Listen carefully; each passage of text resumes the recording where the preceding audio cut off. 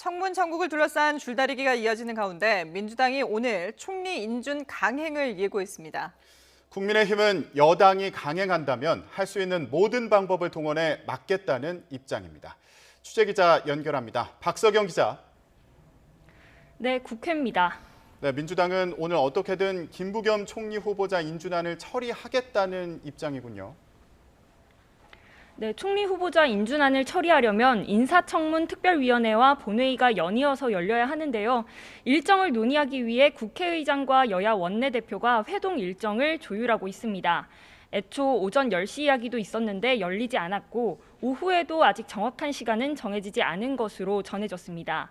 더불어민주당은 한미 정상회담을 위한 대통령의 출국 전에는 총리를 임명해서 국정 공백 사태를 막아야 한다는 입장입니다. 윤호중 원내대표는 아침 회의에서 오늘은 무슨 일이 있어도 총리 인준 절차를 처리하겠다고 강조했습니다. 회의 일정이 합의되지 않는다면 단독으로라도 본회의를 열어서 인준 절차를 강행하겠다는 겁니다. 국민의힘은 민주당이 일방적으로 절차를 강행한다면 할 수 있는 모든 방법을 동원해서 막겠다는 입장입니다. 일단 본회의 일정 조율에 앞서서 김부겸 총리 후보자 청문 보고서 채택을 논의할 국회 인사청문 특별위원회가 잠시 뒤인 오전 11시에 열립니다. 서병수 인사청문 특위위원장은 YTN과의 통화에서 보고서 채택 여부는 원내대표 사이 합의가 먼저지만 일단 회의를 진행해서 의견을 듣고 산회나 정회를 결정하겠다고 말했습니다. 또 국민의힘 의원들도 회의에는 참석할 것이라고 전했습니다. 앞서 여당 의원들은 어제 오후 김 후보자 인사청문 보고서 채택을 요구하며 단독으로 회의를 소집했다가 서병수 위원장의 반발로 회의를 열지 못한 채 해산했습니다. 네, 국민의힘이 반대하는 거는 사실 총리 후보자보다 임혜숙, 박준영, 노형욱 장관 후보자 3명이지 않습니까? 인사청문 보고서 재송부 시한도 하루 앞으로 다가왔는데요. 민주당 내부에서도 의견이 상당히 엇갈린다고요?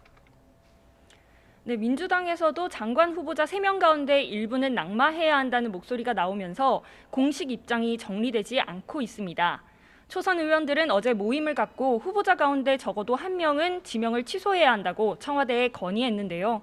민주당 중진들도 국민의 뜻을 대변하지 않을 수 없다며 후보자 3명 모두 임명을 강행하는 것에는 반발하고 있습니다.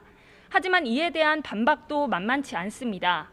진성준 의원은 부적격 인사를 특정하지도 않고 누구라도 1명은 낙마시켜야 한다는 식의 흥정은 정당하지 않다고 비판했습니다. 정청래 의원과 윤건영 의원도 이름도 말하지 않고 1명을 이야기하는 건 논리적 명분도 약하고 납득하기도 어렵다고 가세했습니다. 청와대는 문 대통령이 재송부 시한인 내일까지 다양한 의견을 구할 예정이라고 밝힌 상황인데요.